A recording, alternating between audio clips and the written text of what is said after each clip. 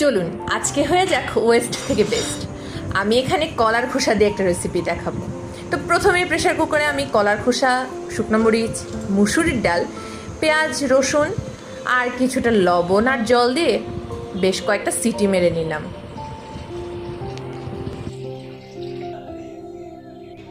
তারপর কলার খোসাগুলো যখন সিদ্ধ হয়ে যাবে তারপরে এগুলোকে নামিয়ে আমি একটা গ্রাইন্ডারে ব্লেন্ড করে নিলাম। এরপর তাতে হলুদ গুঁড়ো এবং মরিচের গুঁড়ো দিয়ে মিশিয়ে নিলাম। এবার একটি কড়াইয়ে তেল গরম করতে দিয়ে একটি শুকনো মরিচ ভেঙে দিয়ে তাতে কিছুটা কালো জিরা, এবার সেই বাটাটা দিয়ে ভালোভাবে কষিয়ে নেব। আর একটু লবণটা চেক করে নেবেন। লবণটা যদি কম বেশি হয় আপনাদের পরিমাণ অনুযায়ী আর একটু লবণ এবং খানিকটা টেস্টটা ব্যালেন্স করার জন্য একটু চিনি দিয়ে দিবেন। তো ব্যাস রেডি আমাদের কলার খোসার ভর্তা।